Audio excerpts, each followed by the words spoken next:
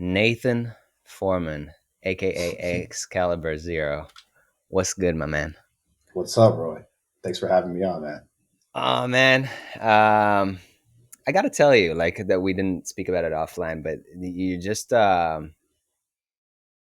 you have such a calm and powerful energy about you, man. And when you told me your story, it all made sense. Like when you told me that you have kiddos and that you have a family and that you're doing it for something bigger than you.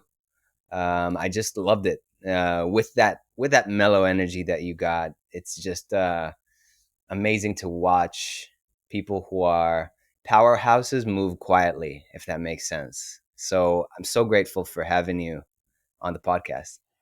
Most definitely, man. I appreciate that. I think that we definitely hit it off when we first met at PMC this past year, and I felt that same energy from you as well. So I appreciate those words, and thanks for having me. Hell yeah, man! Let's jump. Let's get dirty. Let's talk about Let's do like it. let's talk about your story, about how what you are today came about, how your success. You started your own thing, your own label, and I believe it's going to be very successful. And I just want you to talk about how you became who you are today. When did you start music? How did it all come about? Oh man, I started music probably back in the first time I ever picked up an instrument was sixth grade. It was trumpet. Wasn't great at it. I actually wanted to do drums, but my teacher put me into trumpet. Eventually, into high school, I was able to move into drums, and at 14 or 15 is when I got introduced to FL Studio. That's when I first started creating music, and I was hooked from day one. Like I knew from that moment on, just getting lost and trying to figure out, the complexity of the DAW, and to just bringing in that musical background that I had growing up, from middle school to high school. I was hooked from day one. I ended up going to Full Sail University, so right after high school, I needed to find a direction where to go. My mom was kind of pressing me to put, my focus into something that's going to help me in my future. So I ended up applying to Full Sail, graduated in 2014. From there, I got lucky and got an internship for a music library. They're called Signature Tracks. So I started in about 2014 as an intern. I was there for 7 months unpaid until they finally offered me a position. And one of my responsibilities was just keywording, metadata, just doing a lot of back end work. And at the same time, that was kind of building my chance to become a composer on their roster as well. So then in December 2014, they offered me a full time gig. I ended up working there, working my way from the bottom all the way up to the top. Like curating playlists, doing cue sheets, all types of stuff, dealing with clients and stuff like that. And eventually, I was able to support myself full time from the royalties that I was making over time from just getting all these opportunities and stuff like that and seeing how the back end really works. It was able to give me a clear understanding of how sync licensing kind of moves. And fortunately enough, in 2020, during COVID in May, I was able to go full time, leave that administration work to kind of just focus all in on music and creating. At the same time, I was helping other people learn the industry, just giving out insight and teaching the community about sync licensing and stuff like that. And now I'm still full time for music, still do music every day. And I'm also on the journey of creating my own library, as you mentioned earlier. Yeah, and you're a father of two. Father of two, one boy, one girl. Couldn't be happier for it. Very Oh my fortunate. God. We're gonna get into it. Don't worry. But yeah, I feel like you know what? We're gonna get into it. What are the so you got a 1 year old and a newborn, right? Is that right? I have a 5 year old Oh, and I 5 year have old. a 9 month old. Yeah. Okay, my bad. So tell in the last 5 years, what difference did it make for you having another creature looking up to you in the world? What difference did it make for you and for your professionalism, for your growth? What was that like? So I grew up not knowing, and not to get too deep, but I grew up not knowing my biological father. So growing up, that's always been a part of me of like having that kind of father figure. Like I would kind of fill that void by kind of like acting like that towards my brothers and my sister. Like I very much had that kind of nurturing feel already. So by the time I became a father, I had already like wanted that since a child.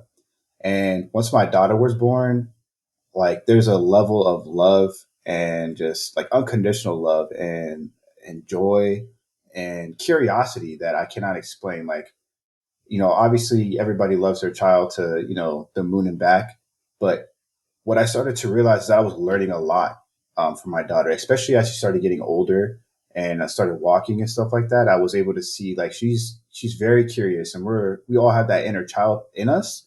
So I was just seeing how she is creatively, and that really translated into myself and how I kind of try to explore music in a different aspect outside of just Mm, creating, sitting down in front of a piano, but like just paying attention to my surroundings outside when I'm taking a walk, like mm, putting out sound recording and listening to the music that's being played within just Earth.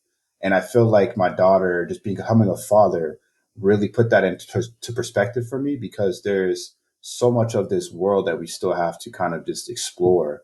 And this world is constantly being created by everyone, all of us. And, just becoming a father really helped me tap more into that creativity. man. I mean, I always talk to my homies and I laugh about it. Like my daughter's a dog, and I learned so much from her. So I can only Mhm. imagine what it's like with a thing that can speak. You know what I mean? Like Right. it's just like and and there's the thing where you got to step up for that extra being in your life, right? Like you have to step 100%. up every freaking day. That's the similarity I feel like between what I have and what parents have, is that no matter what and how shit hits the fan, I have to be there every day to take her out for a walk. So it's just like to attend to her, and if not, then I'm failing. Uh, um, and it's a very special feeling. It's like perseverance in a totally different capacity. Um, 100%. and yeah, and you speaking to it, I feel like for sure most people lose their creativity, and that's why they go to substance, right? Like they go Mhm. to uh, um I mean, coffee's the first thing that comes to mind, but and not to shit on coffee, I just think that people misuse so many things to cover a void that they have, and I feel like a lot of it is in curiosity, right? So Right. can you kind of elaborate on that, on how curiosity shows now in your life, in your grind, in your relationships? How does that come to fruition? I think that if I reflect on it, like as a high schooler, like or in school, I really didn't care to put the effort into school at that much. Like I didn't have the hunger to learn outside of maybe music. That would be like the most passionate thing I was about. And as I got older, I realized those habits that I formed still translate to me as an adult. So the lack of effort that I may be putting into reading or anything like that translated into my adulthood. So I really noticed I needed to take a shift, like extract myself from all the vices that I have and start really honing in on things that help me pursue my passion and my creativity. So, I think that the hunger to learn is something that I have. Like I learn from anybody and everyone. Like I can tell you that my best friend in high school, his mother would clean the same exact day every day of the week. She would vacuum the same day every day of the week. She would go to Costco the same day every day of the week. It doesn't matter who is in your circle. There's someone that you can learn from, whether bad or good. Hopefully it's good, but you can learn from anyone. You're never going to live long enough on this planet to make all the mistakes in the world. So my hunger for wisdom and that curiosity just grows every day. I'm constantly looking for new information, constantly trying to speak to different people to learn about their story, learn about what makes them, or what great habits they have. For example, my wife was really good at school, so I sat down with her, and she has a good job now. And I sat down with her one time and I saw her agenda, like her calendar, just how she has everything organized and how it's color coordinated and stuff like that. So I sat there and I said, can you teach me how to do, like, how you organize your day? Like, can you teach me exactly what you do to keep yourself organized? Because that helps me translate to better habits in my life now. So yeah, that's how curiosity, really affects me now to this day. Even playing on what I was telling you about my daughter and stuff like that. I feel like it all comes full circle. That's amazing, man. Jesus, I love this on so many levels, and I feel like the way that I usually roll and the thing that people like about this podcast is that it goes to weird directions. So like, feel super free to expand on everything and anything because I feel like that's where it's at. Like decoding the humans behind things is what interests me, and that hunger to learn and that ability to say to your partner, "Hey, can you teach me something?" Where basically, usually, like the masculine is would usually be the breadwinner, you know. So there's this ego that I Mm, have. Like I'll tell you, like I still have it. I see it in myself. I'm working with it and on it, but I still have it. And I love the fact that you can just come up to people uh, who who are or are not qualified to give you that information and ask. You know what I right. mean? Like there's I've just listened to this podcast with Adam Grant and Ryan Holiday. I recommend anyone listens to this because these two guys are just whew.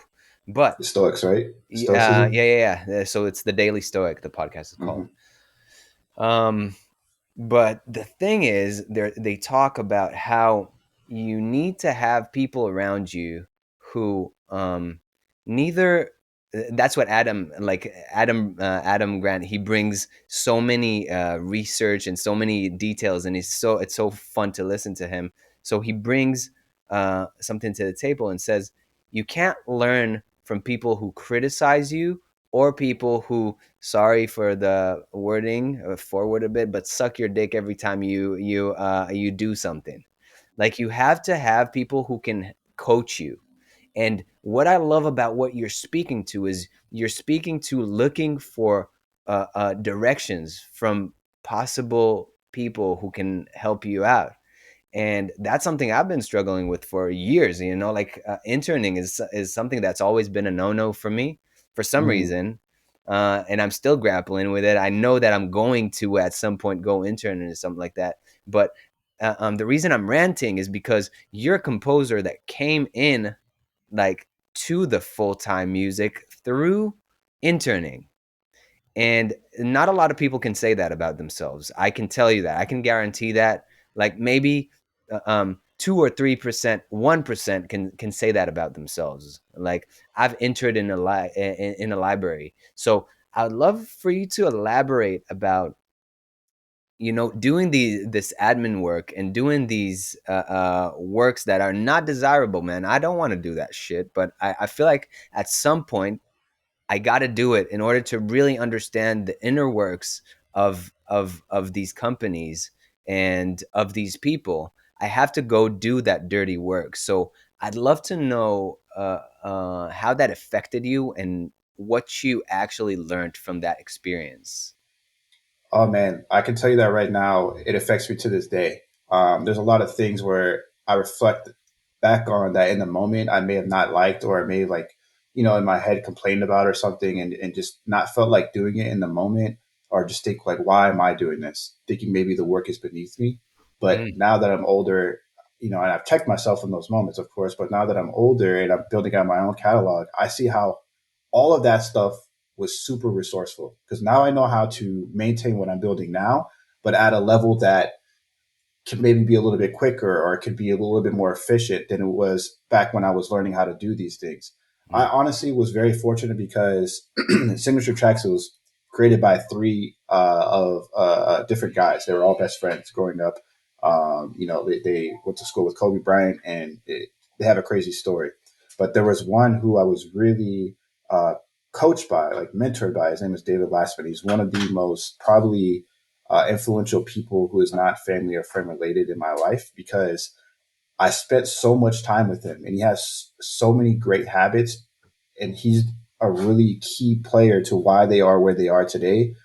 He's very honest, very loyal, very empathetic at times, and he taught me a lot of things that were very like meticulous. That maybe I could see where you would feel like being an intern, you know, at times could feel like it's beneath us, but like I can go back to my old emails and see that my email etiquette is because of him. There's a way that we email. There's a way that you speak to clients. There's a way that you act to certain clients. There's a way that you do certain things in uniformity because that consistency breeds success. And I feel like a lot of those things reflect how I kind of maintain myself now. Because before I would have put maybe a long email or an email that would be a little bit more just less professional Hmm. than it would be now, or know how to deal with clients differently, or know how to speak to people, or introduce our network and stuff like that. So I would say that that internship and just going through that grind, it was a lot of work. It was, I was sleeping 1 hour nights. There was times where I was working a job. I had just moved to California for this internship all the way from the East Coast. And I was working a job at the same time. And it was just like, just a lot of work, a lot of grind, a lot of long, dedicated hours. But at the same time, now that I'm out of it and I'm building my own thing, I need those moments to become who I am today. Hmm. So, do you have a little bit of of an example that comes to mind? So a lot of the stuff that so I work with I have a co-founder with right now with I'm building this library with. And what he did is he basically sat with me, and he's really good at building systems. He worked a job where he had to manage people, and he would build systems. He would just build a lot of systems to make things very fluid. So he would extract a lot of information from me. So if we use one thing, just submission, just how much time it would take to review a submission, download a retransfer, put it into a folder, extract that folder, organize it, put it into a category, add the metadata, put all the metadata in, register the track. All that stuff takes a lot of time, and being able to have that information and know how much it takes to do that, I'm able to work at a lot quicker pace because the person I'm working with extracted all that information for me and said, how can we do this as efficiently as possible? And we start doing that now. And I think that if I came into this as maybe someone who didn't work for a library or didn't have that experience, it was just a straight up composer, I wouldn't know how much effort and work goes into that back end part of it. And a lot of my time would still be trying to figure it out. But now I can move towards things that really help the company grow as opposed to trying to get everything organized on the back end and being very messy about it. Everything's clean and pristine. I don't have to worry about it. It's done once and I move forward. And I feel like that's one of the key ones that really helped me to this day. Mm. And so I don't know a lot. I mean, I can say I don't know a lot about how cue sheets look. I mean, I've seen a few, but from a library side, what does a cue sheet look like? So if I worked in reality TV, so a Q sheet for reality TV could be anywhere between 80 to 140, even sometimes 160 different tracks. And that Q sheet is basically a sheet of every single piece of music that's used on an episode of TV or film or even advertisement. So there's the track title, there's the duration or how long the track was used, there's the type of track that's used. So if it's a vocal, if it's a visual vocal, if it's a background vocal, if it's a theme song or an instrumental, there's basically columns for composer information, where your PRO information goes to your IPI. All this stuff is needed to make sure that the proper person is paid for on the or accredited for on the tracks that they placed on that TV show. So every single show has an extraction of that cue sheet. Those cue sheets need to be filled out. The music supervisor sends it out to the different libraries or maybe extracts the information and fills it in themselves. And then after that Q sheet is complete, it's been checked and been sealed off, they send it off to the PROs, and that's how people get paid for them. Yeah. I mean, yeah, it's different for reality TV and other types of licenses because I feel like I don't feel like I pretty much know that, but libraries that work directly with reality TV or with networks, they basically create the cue sheets, right? Whereas if you're placing a song on a Netflix show, let's say, and they took one track from your library, you're not necessarily going to have the whole cue sheets because the whole cue sheet maybe you'll get it from the show, but you don't really curate it. But with a library that does things directly, with these shows, they get to curate it, right? Yeah, in some instances you're even working directly with the network. So I remember that certain networks have certain QC systems. So when I was working for Signature Tracks, like Discovery would have sound mounts. It would put all their information to sound mounts. Rapid Q was another one. Q was used by Viacom. Netflix had one called Q as well, which is it wasn't just a letter Q. It was just called Q. So you would enter in your information in there.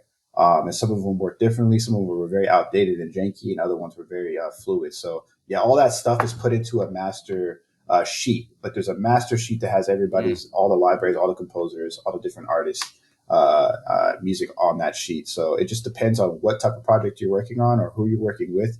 But not every single library is filling out that information. Sometimes just the music coordinator and the music supervisor are the ones who actually have to fill out that information.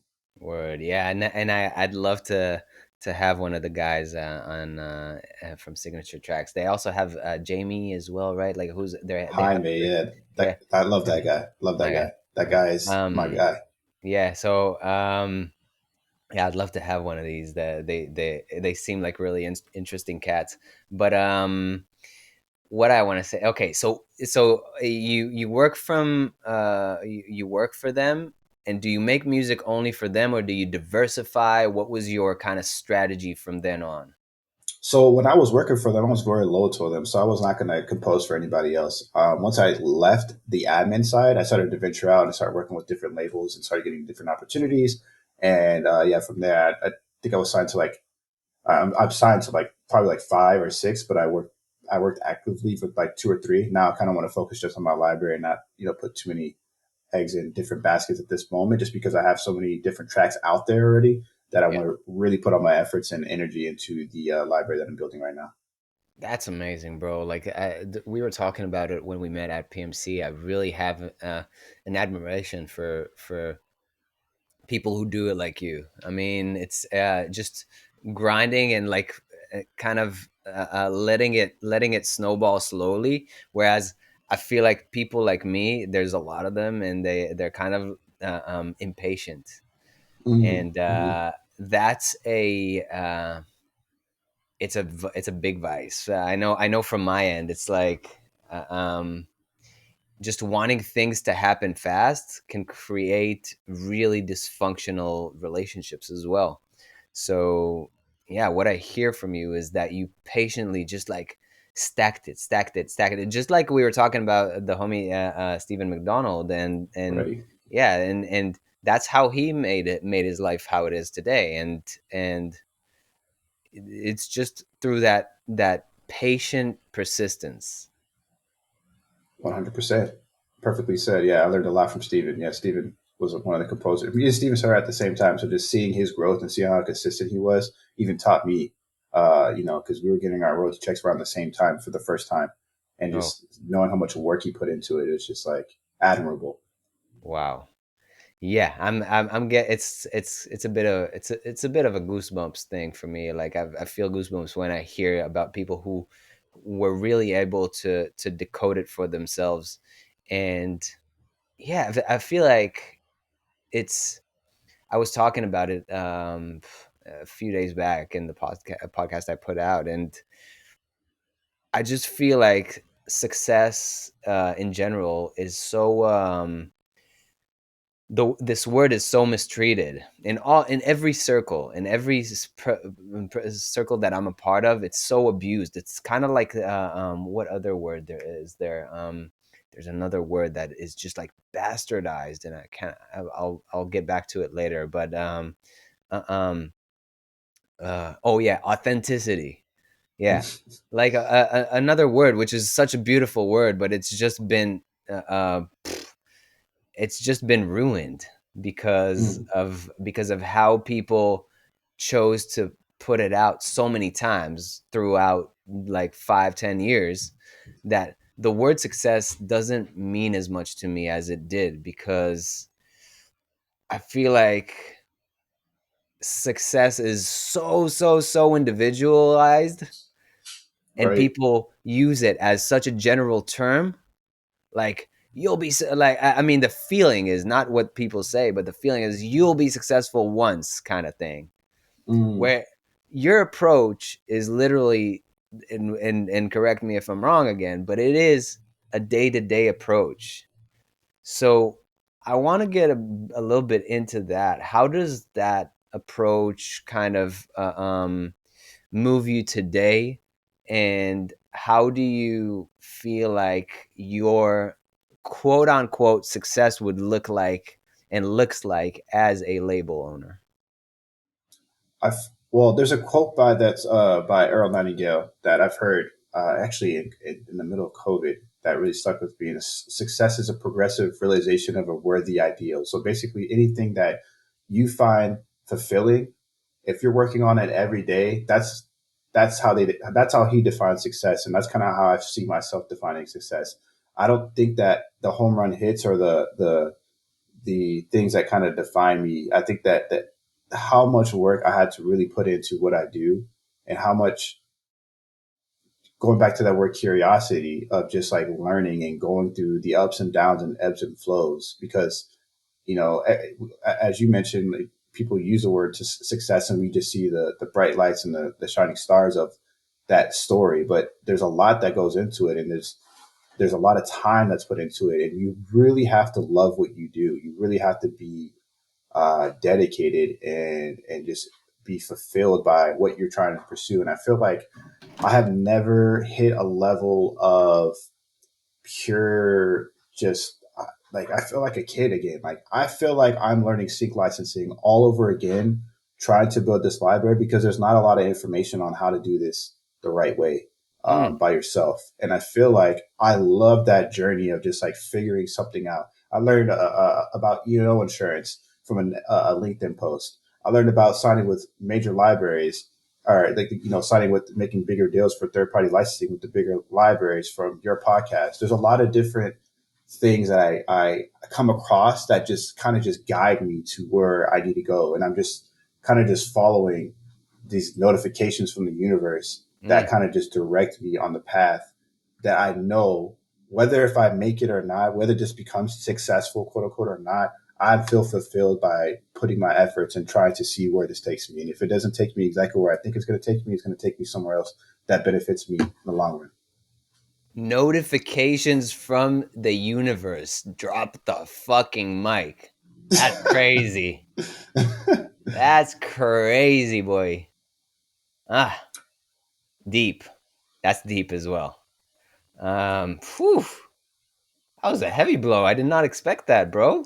Yeah, Appreciate no, it. I mean, I feel like the thing is being able to listen to where the nods are coming from, and asking, sometimes asking why as well, like developing this awareness to the notifications. Because I mean, how many people do I see mindlessly scrolling for hours? And I mean, just like kids, right? Like just taking what they're given. So I mean, these notifications from the universe have to be checked, have to be kept in check, right? Because if you're getting, I remember when there was the war in Israel, and my family is there. So I would just like check every day and get all these notifications and all these messages and all this hate inside me, that Mm, like for a few weeks I was starting to think like a hateful person. I'm not even gonna lie. Like mm, I was almost caught in this trap. And thankfully I realized that the notification from the universe is you are literally delving in a pile of shit. Like you need to mm, be leading by example, just like you would if you had a child. You don't. I wouldn't want him to see me like that, right? right. So I see these notifications like that, where it can be notifications of something that I'm doing right, but it can also be a notification that I'm fucking up. So, like, let's say I'm not happy after doing something, or after making an album for somebody. I feel like it is a notification from the universe that, okay, it was cool, you did it, but now you got to move on, Mm. kind of thing. Where where were there like inflection points throughout your career where you had to, I guess, like pivot? Because how you speak and how usually people with I would what I would call success speak of their journey as something that is very linear, right? Like that is kind of like this. But were there places where you really needed to shift gears? Oh yeah, for sure. There's a lot of points. I remember when I was working for Signature Tracks, I got so consumed of the day to day work that I was starting to cut back on a lot of the composing. And they would offer me different things to kind of incentivize me to compose more. And I would create all these excuses in my head of why I didn't have the time to do it. Why I didn't have the time because I was so focused on the day to day admin work and I was wearing so many different hats at the time and we were a small team that I really had to I became very negative. I became in a space where like I'm just blaming outside people for my circumstances, but in reality, it was me and how I allocated time. If I was not working, was I busy playing a video game or something, or really distracting myself and just like trying to cancel out the noise of the everyday, day to day grind and not really put in the work to kind of get myself out of the situation. I remember I hit this pocket where it was like a month or two where I was just like not creating. And I noticed when I was doing that, I was getting deeper and deeper away from where I wanted to be. So I really had to take like a check within myself and just like extract all of these things that are kind of distracting me for my main goal to get myself in a position where I found that joy and fulfillment. So yeah, there's been a lot of those moments where I kind of have these ups and downs, like you, like how you mentioned earlier. Like recently, you DM me, but I told you like I kind of just deleted Instagram and TikTok for a little bit because I was becoming one of those people who was scrolling a lot, and there was a lot of information coming out, and I was just just kind of just mindlessly getting in that routine. And though I'm still focusing on my work, it was still taking away time from a lot of things that I should be focusing on, like health and just taking care of myself and my body. Something you mentioned in your podcast before too, as well. And I think that's super important. But there's always going to be, I feel like, times within everyone where we hit these moments where we have that momentum and then we get stagnant or something, kind of sets us back a little bit. But there are ways to kind of just self reflect for us and just kind of work on the things that are, holding us back a little bit. And yeah, there's been a lot of those moments for me that I've had throughout my career for sure. Yeah, that's the cosmic. I feel like that's another cosmic. It's a notification, right? Because if you are, and I've experienced it in the past few weeks. Like I've been cranking music like crazy for a few weeks, but then like in the past week, I just didn't feel it. Mm. And like there's all this like David Goggins shit that like don't be a bitch kind of thing, but Yeah. there's also and by the way, there are hilarious imitations of David Goggins. It's a rabbit hole anyway. But uh um like there's that there's that silver lining that a lot of people don't see, and they again, I feel like, and I'm speaking for myself, and I tend to blame myself for not working on these. But to me, this time, like in the past week, because I'm taking care so well of my body and of my soul. I'm meditating a lot. I'm waking up early. I'm doing things that nurture me. So I'm able to see that, okay, now what I got to do is I got to listen to some music.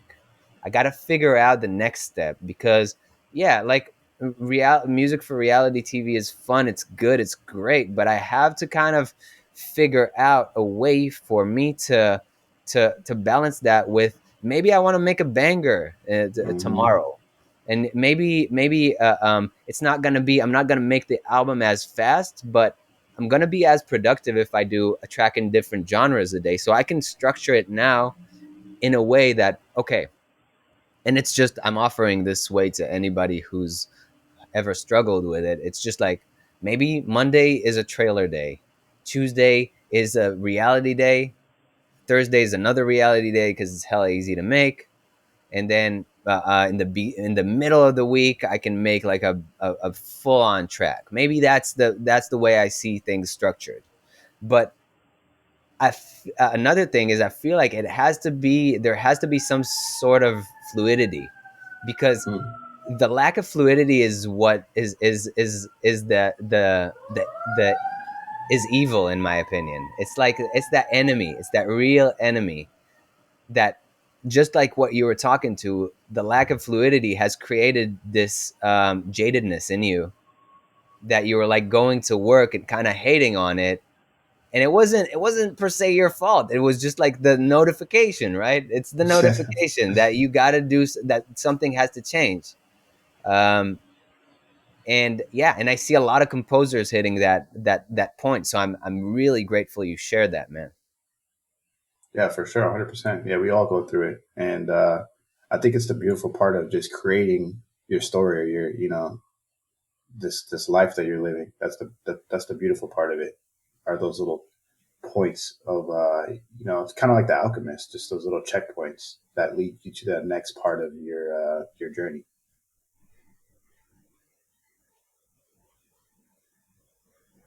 Yeah, the Alchemist is such a great. I've read it probably 5 times, and every time I read it, it's just like a different story to me, because I notice a little a different nuance that I haven't, and it resonates with my story in a different way. It's such a special book, and the the thing that comes up is, as cheesy as it may sound, like fulfillment and the ability to look at little tiny micro successes and have these define you as opposed to the bigger goals, I think is it's what really can create magic in the bigger, in the just like in the bigger picture, because you're not waiting for the magic to happen, you're actually creating magic every day. And then when something big happens, then it's like cool. I mean, like I've voiced it many times in the podcast, where like my biggest goal is to get to score a Spider-Verse 3. It's just it's my North Star, and I'm making music that sounds like that sounds like it would fit there. That being said, I'm really fucking enjoying it, and I'm working with a lot of really cool people on the journey to that. So if it happens or if not is less in my control, but the work I'm doing and the happiness that I feel from creating and from having this outlet to, in the end, maybe get there, is just like it creates such a more animating environment for me. Um, Mm, so yeah, that's awesome, man. I like that. I feel like that you're manifesting in your own way, and you're finding fun out of your day to day doing it. That's, like I mentioned earlier, kind of creating your own story. So hundred when percent. you get it, I'm gonna be hyped for you.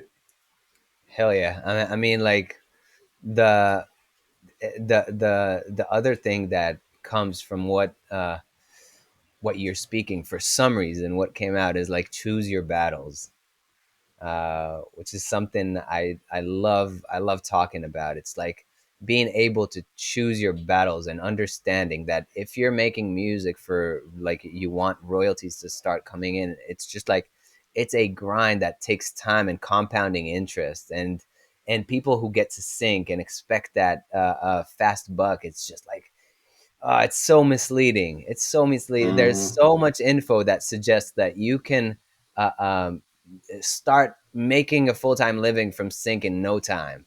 Which, Right.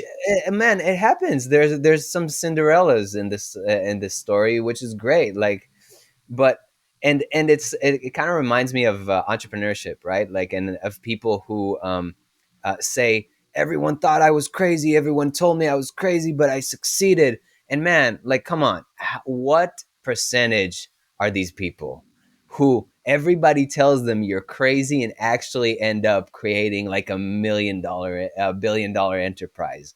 Man, solo. Like, don't Right. fucking listen to that shit, please. Please, please, kind of thing. 100%. So yeah, man, I don't know. It's just like a slippery slope like that. It is, man. It's definitely it takes a lot of patience. It's not. I remember when I first got into it, I had no expectation of how much money you can make from it. I just know that I was able to create music every day, and Can the you job was repeat that leading me. real quick? Can you? I, You got cut off. Can you repeat it? when I got into sync licensing, I wasn't aware of how much money you can make. I didn't know how much money was in it. I didn't know. I thought people were making a lot of money just because I saw how my bosses live or like the lead composer lived, but I didn't really know. And I thought that it was just going to happen like that, but it didn't. Like after I received my first royalty, I was like, okay, this puts it into perspective. And then I got my second one, like, okay, this puts it into perspective. And then you start realizing how you navigate within the community within the scene. But yeah, it's definitely something that takes a lot of patience, and you have to love it. I think you have to like want to go all in. You cannot dip your toe in this and like find a lot of success in this. You have to really commit to this if you want to find that full time type of lifestyle. I feel like it just takes a lot of time, time and hard work. I love it. I love it. It's so true. How does community play a role in your growth and your ability and your learning? What does that look like for you? Oh man. Since I got into the space where I started educating in 2020, naturally a community started to build, and I was started to do these live streams where I would critique people's music and I would give them feedback because I understood how music was used in TV, and I can give certain feedback to help them get a better understanding of how their music fits in the context of television. So I was doing that every day or every Friday for a year. And naturally people started to come in. It was very small, not a lot of people, but the same people were coming in, and they were talking to each other in chat and stuff like that. And that kind of grew into like this community that was like they were supporting each other even outside of me. I would see it on social media and people were collaborating or like working together or whatever. And then once I got to the point where I was building my own library, all of that stuff came full circle. Like every single person who I, had a cool relationship with that was really talented and put a lot of work into this, I was starting to sign. I was able to do that very seamlessly, and they're super talented. They have a great understanding. I didn't have to like reteach them or teach them anything. It was more so of like, hey guys, I'm ready. Let's go to work. And I feel like Mm, one of the best things about this space of sync licensing is the community, is the people that you meet at conferences, or is the people you meet online, or you see the same type of people in this space, or the same type of people commenting on each other's work, and this person knows that person knows that person. It's like a very intertwined web, and at the core of it, a lot of people want to help each other. There may be times where people don't respond to you or seem too busy, and it's because they are busy. There's a lot of stuff that goes on behind the scenes for this stuff, but at the yeah. same time, at the end of the day, people want to see each other succeed. And that's what I love about all aspects of it. Even music supervisors, they're not trying to just like ignore you and not trying to pay attention to you because they're just trying to be like these type of people who are on their high horse. Like they genuinely love seeing people who is an independent artist or whoever it is, like get the first placement or, give them that opportunity where they're able to land stuff, that works for whatever project they're working on. So I feel like one of the most beautiful things about this sync licensing journey is being able to grow and build with other people who are on the same path as you, just maybe in a different part of their story. Mm, yes, 100%. There were a lot of things that came up as you were speaking about it. Geez, the part where you're speaking about supervisors, and just like for a moment I feel like acknowledging these people for what they are doing is, um they are not on the high horse, like not at fucking all. Like that's the thing, is that they get hit up with needs of people like nobody else. They are a lot of the times getting underpaid, and they 100%. are not getting acknowledged a lot of the times. So that's why, like Right. I feel like, I will try to make it for the guild of supervisors this year, because I just want to meet more of these people, because I think that people put them on a high horse, but they're not on a high horse. That's the whole thing. They are complete average Joes who worked really, really, really fucking hard to get to where they are. So I feel like acknowledging that is so important. That's why I want to have more supervisors on the show. 100%. Yeah, they there's a lot that goes into their job. People just think they just pick their music and that's their only job. There's so much of just the business side they have to understand. And if you think about it, a lot of these supervisors are always showing up and supporting each other and supporting, even like with the Writers Guild and the Writers Strike, you were seeing a lot, all these supervisors showing up and just, standing in solidarity. Like, there's this great, like just unique group of people that are out there that just really are looking just to grow. And, a lot of them either are in music or have some type of background in music, or if they didn't, they have a really deep passion and love and great ear for music as well. And you can learn a lot from just listening to their playlists and stuff. So yeah, shout out to all the supervisors out there. 100%. Shout out to y'all's, and I'm waiting for you here on the podcast with open hands. Another thing you were saying is that you were doing these listening rooms, and by the way, as you were saying that, I was thinking like nobody more qualified than you to give feedback on this kind of shit. But that's a side note. But the thing is, um, that you put the work up front, right? Like it really resonated with me because I'm doing this podcast and I'm getting invited to listen to music and also to just people hitting me up with music, which is amazing, man. Like I would not expect it to be so cool because it attracts such awesome people also to my life. And I've done an album, like I've done two albums for that are going to be released with BMG, where people are just reaching out. I'm having these awesome conversations with really high class producers and high caliber people, and they're hitting me up and I'm like, of course.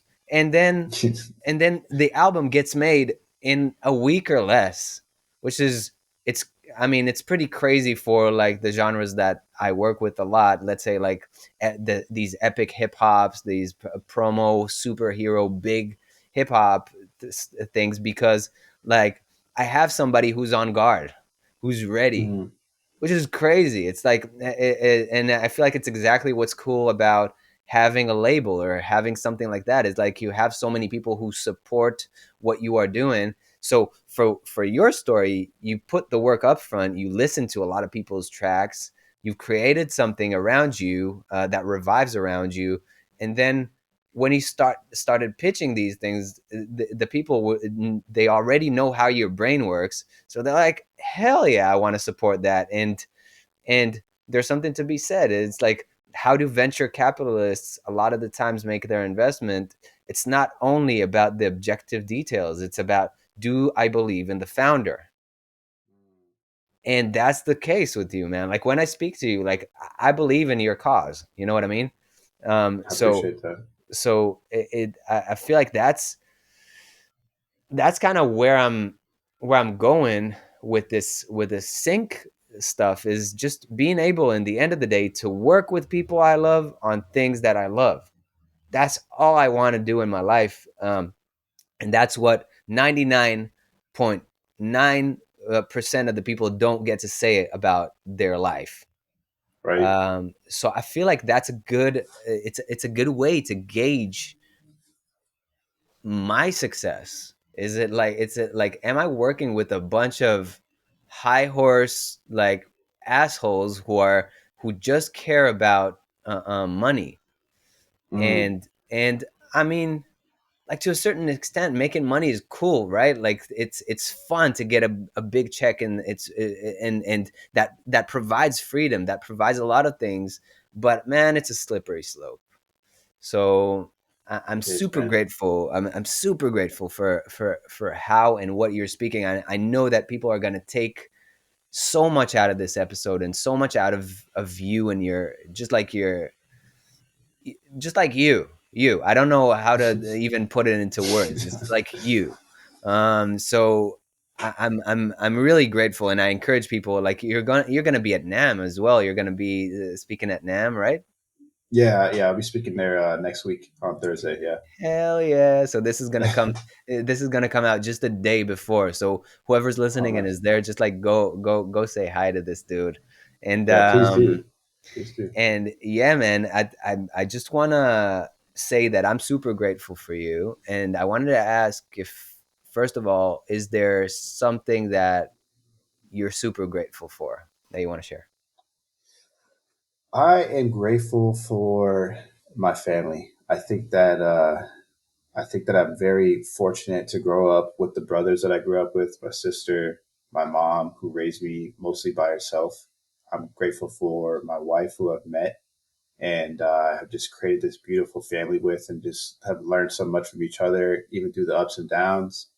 And I'm grateful for my kids for just like there's a fire that's obviously that's built with having kids or having that type of responsibility, but there's also just like this pure love and joy to just like live life again almost as a child. So I'm Mm, specifically grateful for that for sure. I'm grateful for I'm grateful for this conversation. I'm grateful for meeting great people like you. I'm grateful for where music has led me in this life so far, and I'm very fortunate to have met so many different talented, passionate, empathetic type of people in this industry, and I'm grateful for where this journey has been taking me so far.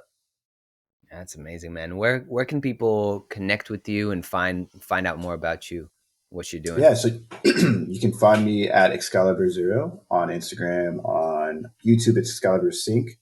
I give out information about sync licensing, no paywalling, straight up, just all the information that I know I'm sharing on there. And if you're trying to sign up with the library, we'd love to check out your music. You can find us at Super Selective, SuperSelectiv. .com. Word. Yeah, I'm gonna no, we're gonna talk. But what did I want to say? Yeah, man, I'm just uh